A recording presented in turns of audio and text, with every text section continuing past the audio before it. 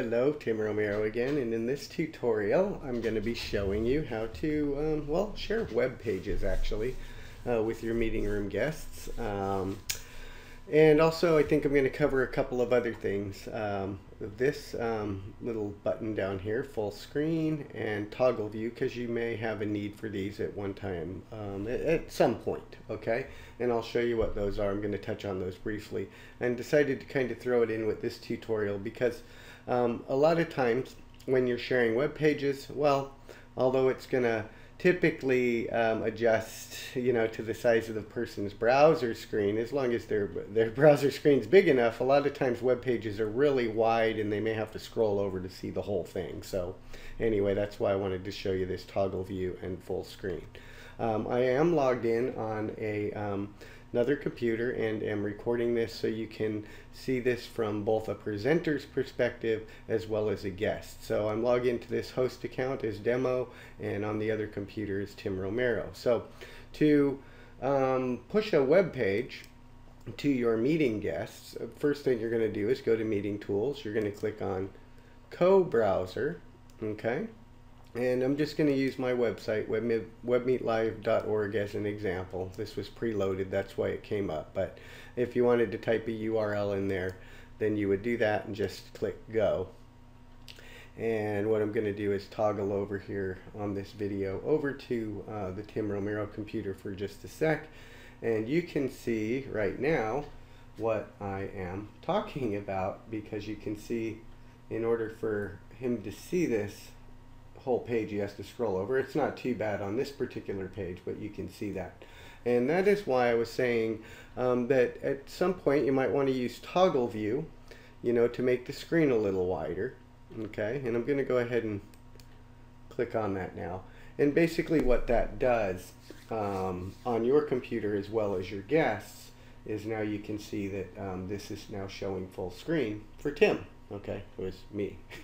Anyway, one question we get all the time is whether or not, if the host, and I'm going back over to the host computer, if the host scrolls down the page or clicks on links, can the participant see what they're doing, and will it scroll with them? No, that will not do that, because this is actually a live web page that your guests are looking at. So you're not taking control of their computer, you're not showing a picture of your desktop. Okay, now the advantage of pushing web pages is really kind of like this. If I wanted to do a presentation about WebMeetLive, and at the end of that meeting I wanted my guests to sign up for a free trial, as you can see when I click on that free trial link, well, now Tim has just followed me right to that page, and I would instruct him to scroll down, and right here, once again, since this is a live web page, he could fill his name, email address, etc., etc. Typically when folks are doing web meetings, a lot of times there's sales and things like that, lead generation type webinars, and at the end of the webinar you normally want your participants to take some form of action. Okay, so this is a good way to do that. Now, one thing to keep in mind, and let me go ahead and click on toggle view again, and that'll bring us back, and now Tim is free to type in the text area, and so am I. And so the advantage really of synchronized browsing, co-browsing, is that you can push web pages to people, if especially like you could take them to an order page on your website, etc., etc., if you wanted them to make a purchase. So that's really the advantages. I'm not going to spend too much time on this, but I will tell you one thing. The way that with Facebook and WordPress blogs and things like that, I'm going to actually show you a little example of this. We'll go ahead and let's bring up one of my websites. Let's go to www.netmeetinglive.com, and what this is a WordPress blog.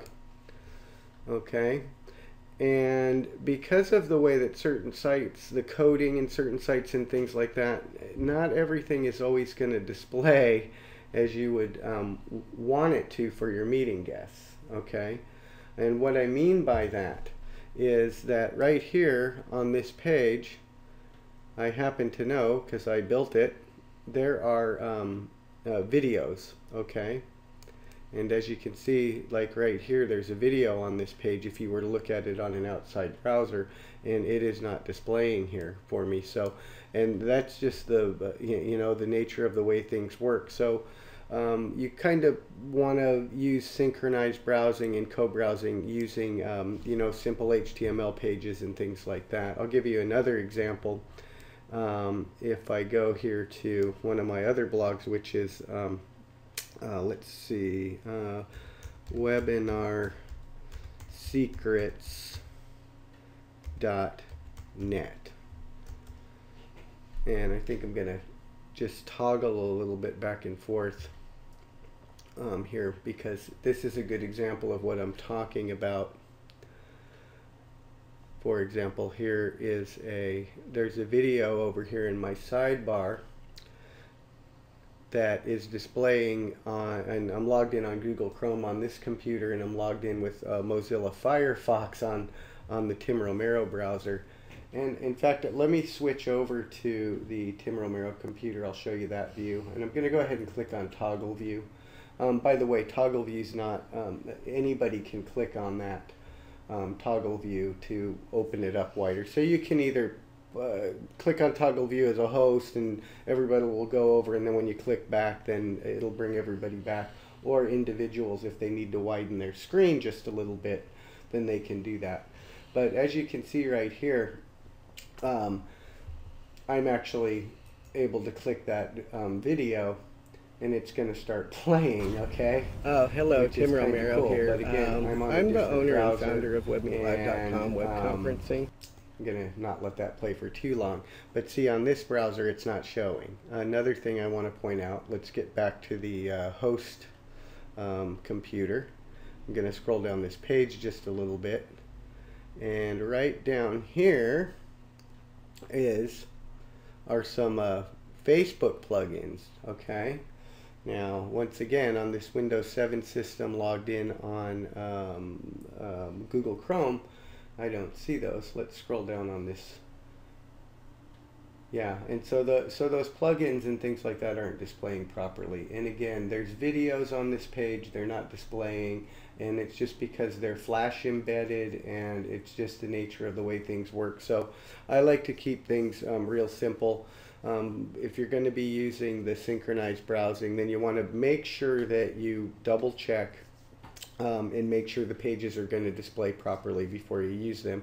And then if they're not, then you can always come up with an alternative solution. For example, you could use screencasting to do a tour of a website. You could do a pre-recorded video and of the tour of your website, and then you could push it that way. So okay, now the next thing that I want to mention here that's real important, and sometimes people will freak out about this, is that if you go over here, if you come off the page, okay, and I go over here and I want to type a text message like this, okay, as you can see, the co-browser becomes deactivated when I move off into any other area or start using any of the tools. But don't freak out. I'm going to go ahead and, as you can see on the guest computer, the page is still displaying for the guest. Now, in order for me to get back to the view, like it says, just click in this blue area, and that'll bring me back to the page we were looking at. So same thing for guests. Let's toggle back over to the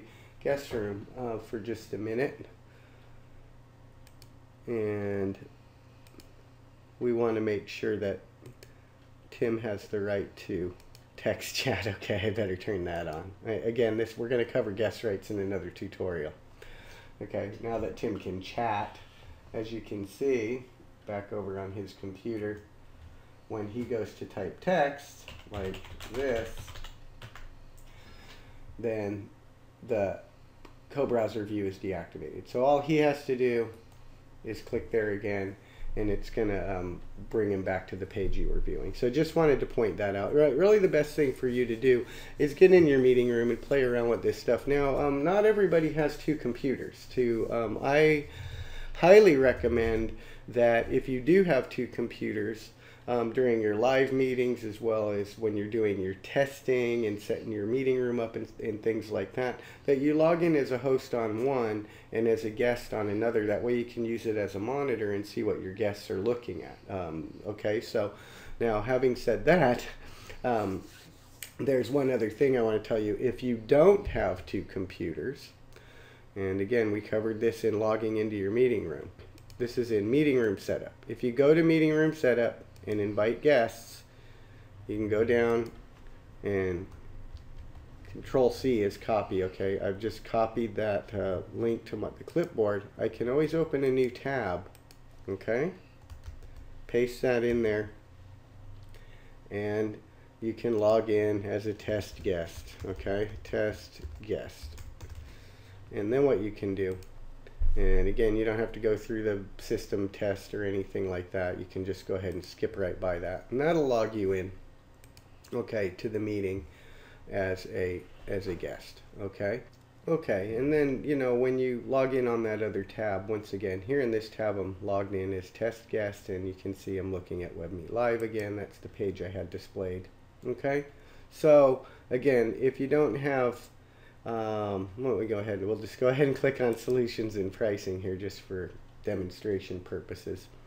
And then if we click on that page, you can see, you know, that this page is displaying pretty good. Okay, so anyhow, this concludes this meeting. I'm going to be doing another in-depth tutorial on these guest rights right here. Okay, so because not everybody has access to all these tools until you grant them permission. So anyway, and there's that blue screen once again because I clicked off the browser, and to get back to it we just do that. So I hope this is helpful. Hope I didn't go too fast.